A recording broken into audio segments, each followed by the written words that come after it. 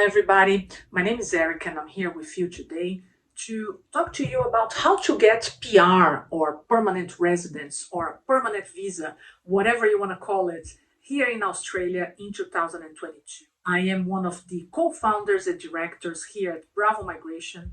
We're a migration firm dealing with skilled visas, family visas, business visas, student visas since 2008. In our team, we have more than 8 registered migration agents, and we're here to help you with any migration, permanent or temporary visa question you have. I'm one of the most experienced agents here in Australia. I also teach other migration agents, and I am an assessor for the capstone exam, which is the entry exam to the profession. So when we give you information and videos, you can trust that we're giving you good content, great factual information, and we hope that you enjoyed this. So today, as I said, we're looking at talking to you about how to migrate to Australia this year in 2022 after the pandemic and almost 2 years of borders closed. What is the step by step to get an Australian permanent visa? So, before we go to the step by step, we need to talk about the various types of permanent visas out there. So, we have what it's called family visas for people who are in a relationship with an Australian and apply for a partner visa, or who are the parents or children of an Australian citizen or permanent resident. We won't be talking about that. We're also not going to be talking about business and investor visas. That's a separate program. But we're going to be talking about skilled migration. There's 2 pathways within the skilled migration program in Australia. We have what is called employer visas, which the name is already giving you an indication of what these visas are about. You need a job offer before you are able to apply for a visa in this stream. So we have 2 temporary visas, 482 sponsorship visa and a 494 regional sponsorship visa. And we have one permanent visa, subclass 186 employer nomination permanent visa. Now, when people talk about getting PR, getting permanent residence, normally people are talking about general skilled migration visas, which is the other pathway in the skilled migration program. Now, the general skilled migration are those famous visas that people call skilled visas, and we have 2 permanent visas and 1 provisional or temporary visa. These visas are also known as the points tested visas, where you need to score a minimum points to be able to apply for the visa. So this is what we're going to be talking today. We're going to be talking about the step-by-step to get Australian PR, permanent residence, via one of the general skilled migration visas. So, starting with the first step, you need to identify what occupation you fall under in Australian migration and in which list your occupation is. There are several lists that apply to these 3 visas, and we need to make sure that you're choosing an occupation that is in the correct list for the visa you want to apply for. So this is the first and most important step, because we still get a lot of emails and phone calls from people saying, even yesterday I got one where the person said, I can see on the Department of Immigration's website that my occupation is in the skilled list and I want to apply for a permanent visa. But his occupation was only available for regional or state-sponsored visas, which require an extra step, which is a state or a territory wanting to nominate you. So we had to explain to that person, you can't get a PR directly. We're going to have to, find an area of Australia that is seeking your occupation. So going back to the 3 types of visas, we have, as I said, 2 permanent visas and 1 temporary visa.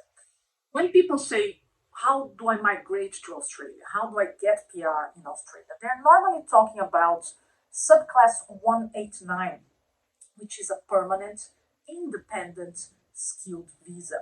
This is a visa where there is a list of occupations. Yes, you need to score a certain score in a points test, but we are dealing directly with the Department of Immigration. migration. We don't have to talk to a state or a region in Australia. Now, the other permanent visa is subclass 190, and it's called skilled state nominated visa. So that means not only your occupation needs to be in the right list for that visa, but we need to find a state in Australia that actually wants people from your occupation. And if we don't find one, then you can't apply. And the third visa in the General Skilled Migration Program is the Provisional Regional Visa 491, subclass 491. That is similar to the 190. We need to find a region that is looking for you, but that visa is not permanent. It will give you 5 years, during which you have full work rights, you're going to have access to Medicare and a number of other things, but you can only apply for PR after you spend at least 3 years living and working in a regional area, in a designated regional area. Now, today, according to migration legislation, a designated regional area is the whole country except Sydney, Brisbane, and Melbourne. So this visa 491 is very popular. You can pretty much live anywhere else in the country, and after 3 years, you apply for PR. Now, you might be saying, well, why would I apply for a temporary visa if I could apply for a permanent visa? You may not be eligible for those other 2 permanent visas. And that's when the step-by-step that I want to go through with you today starts. You may find that your occupation is only available in the list for the temporary 491 visa. You may also find that you have an occupation that's available for the 190 visa, but like my client yesterday, no states or territories are actually looking at nominating people from that occupation. So that where is your occupation in terms of which list is very important, and it's the first step. If your occupation is not in any of the lists for the 3 visas, that means you cannot apply for a general skilled migration visa. If you find your occupation in one of the lists, then we have to determine which visa will be appropriate for that occupation. Now, the second step is a skills assessment, because you may be an engineer in your country, but the Australian government wants to know if you have the minimum attributes and competencies of what an engineer is considered here. For example, the occupation of nurse. There are several countries where you can be a nurse without having a bachelor degree. You could be a nurse just by completing a vocational diploma, technical diploma. That's not the case with Australia. For you to be a fully registered nurse, you need to have completed at least a bachelor degree. So the second step in migrating to Australia, after you look into what your occupation is and in which list it appears, is to find out if you would qualify for a positive skills assessment with the organization that assesses your occupation. So, as I mentioned, engineers have a skills assessment authority called Engineers Australia, and they have their requirements, what they consider a minimum level for an engineer. Nurses, they have to talk to the Australian Nursing and Midwifery Council, and as I exemplified, they have their own requirements, which is a nurse has to have at least a bachelor degree. Then, if you're an accountant, we have to talk to CPA. If you're a computer professional, there's the Australian Computer Society. If you're a doctor, there's the Australian Medical Board, and so on. So each organization has different requirements. Mostly, will require that you have a qualification. The Australian Computer Society is one of the few that would accept people just on the basis of work experience, for example. The Trades Recognition Australia sometimes accepts tradespeople with just occupation, depending on your role and your country of nationality. But other than those 2, the majority of the skills assessment authorities will demand and require at least a qualification in the same field as the occupation. Now, some skills assessment authorities will also require that you have a certain level of English. And some people like engineers, medical professionals, accountants, nurses, they have to show their level of English while applying for the skills assessment.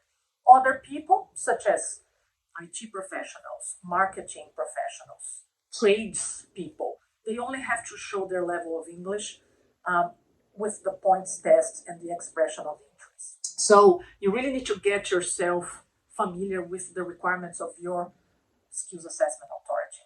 Lastly, there's some skills assessment authorities that will also require you to have work experience. So, for example, Engineers Australia doesn't require work experience after you get a bachelor in engineering, but IT professionals and business and marketing professionals, for example, need to have qualification and work experience. After you have, so recapping again, after you have identified in which list your occupation appears and for which visas that means you could open, that could open pathways for you, then you check your skills assessment. Would you be able to get a positive skills assessment? What is the skills assessment authority for your occupation and what do they require? The third step after that is to calculate your points.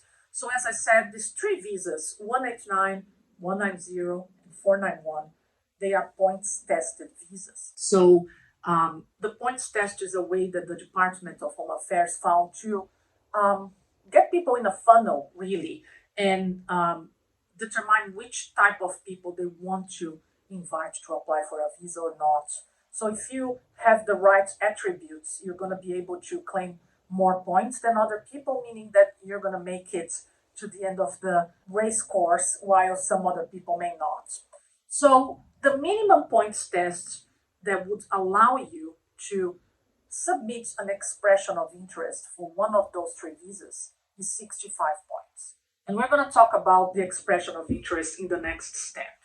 Now, how do you get at least 65 points? We have a link here in this video that you can click and go to our website where there's a page going in detail in terms of how to calculate your points. But I want to tell you what the points test is all about here in this video already. First, we're going to look at your age. So if you're aged between 25 and 32 years, that's the age bracket where you can claim more points. All these three visas are for applicants who are maximum aged 44 actually, because if you turn 45, then you don't qualify anymore.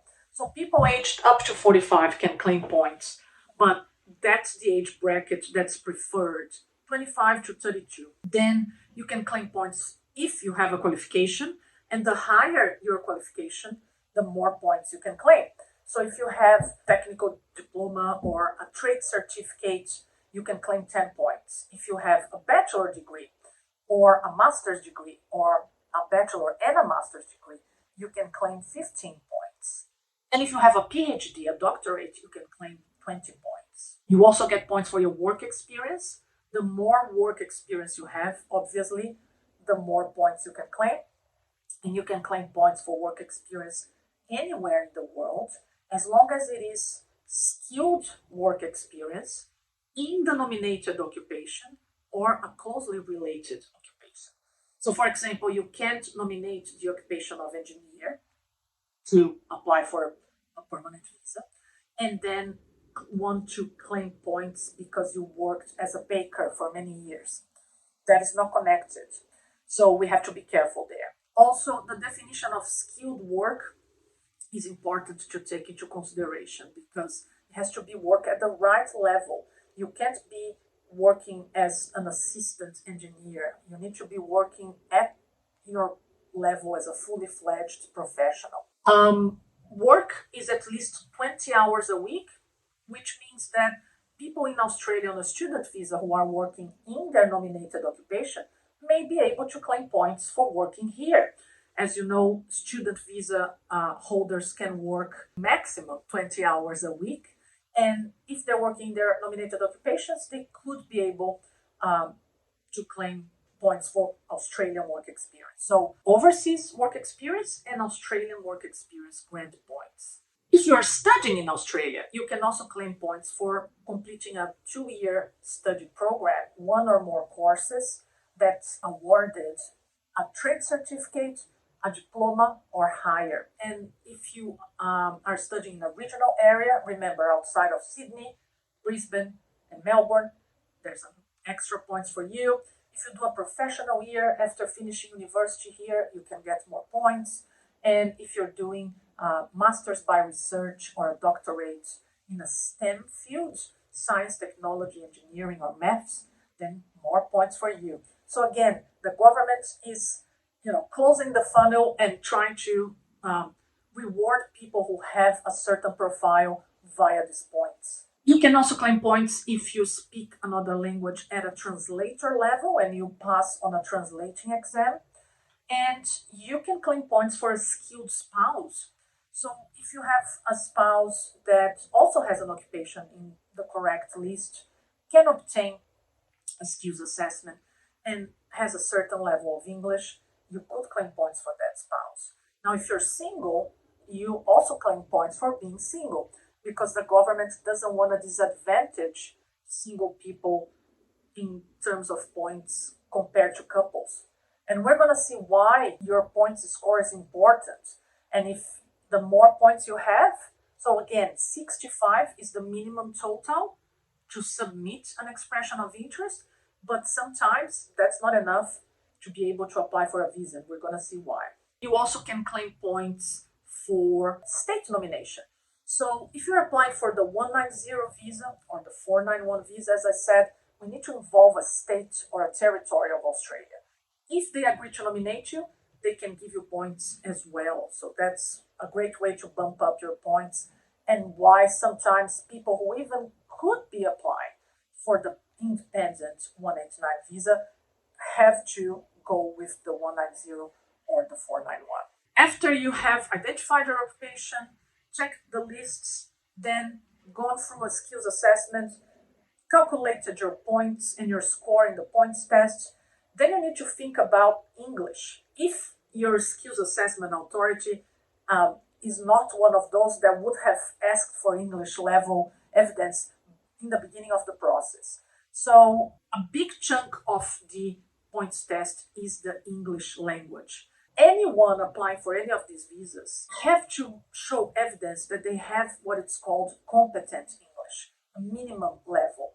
Now, competent English, if you are from English-speaking country, if you're watching us today and you're from England, Ireland, Canada, the US, then you are deemed to have competent English. And just by holding that passport, you're okay.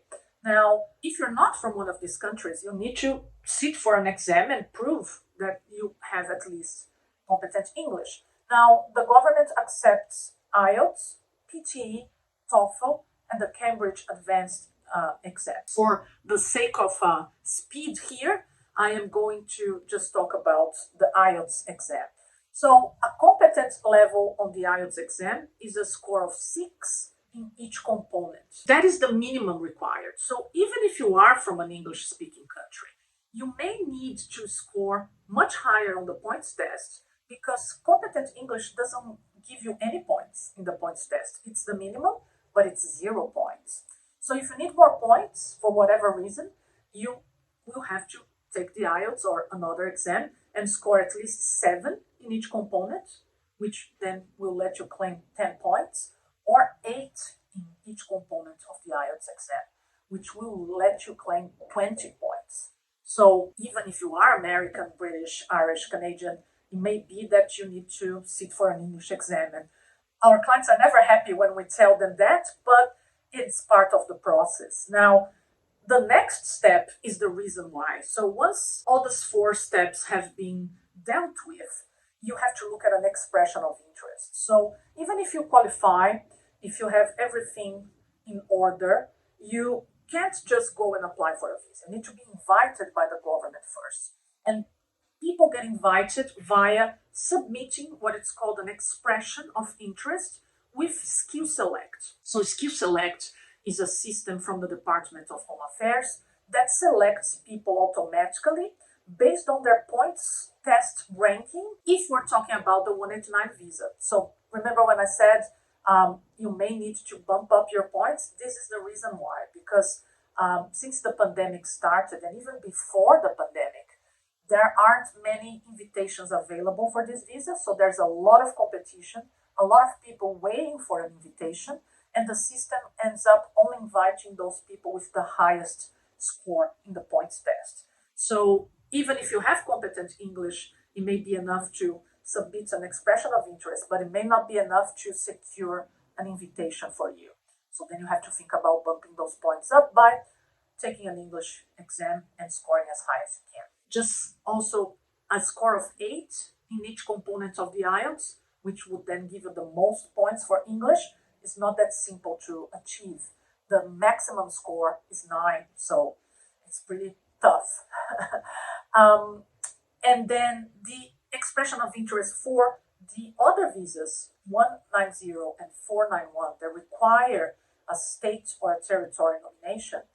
There's an extra step. After we submit the expression of interest, there's got to be an application for state or territory nomination. And as I said, each state and each territory, they have their own occupation lists and their own requirements. In a lot of cases, they will already ask for people who are living in Australia on a temporary visa. So they give preference to people who are here studying on a student visa or working if they have work rights in their visas. So these are the people that the states and territories prefer to nominate.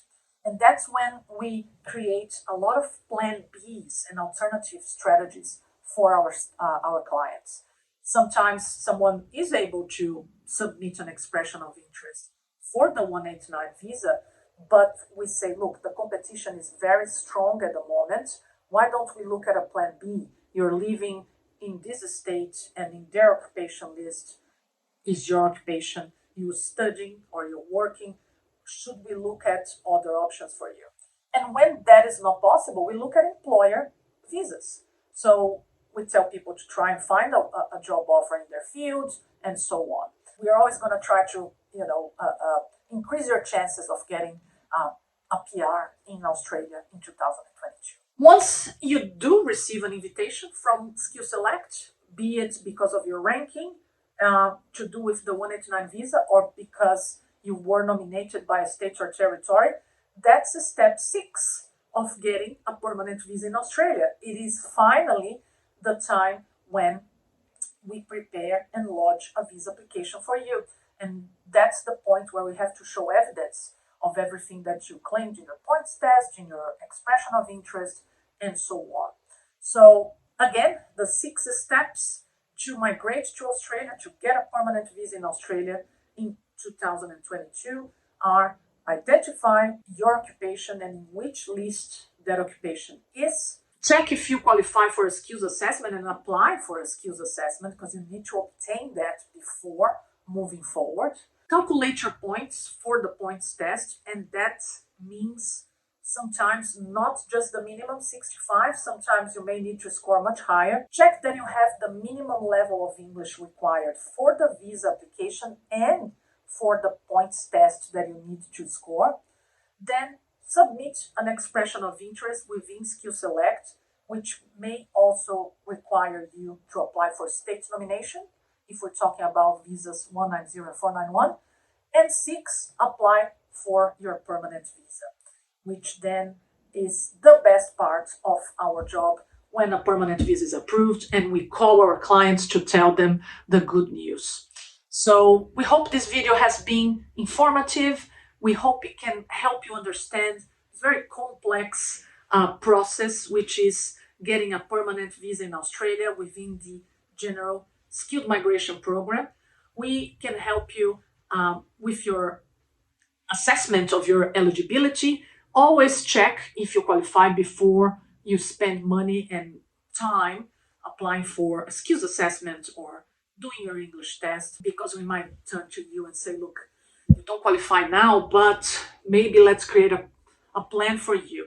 And if you're not in Australia, it's always a good idea to come to Australia on a temporary visa and see if you can find a place in the workforce or study something that the government is seeking in terms of skill shortages, and then creating a plan B.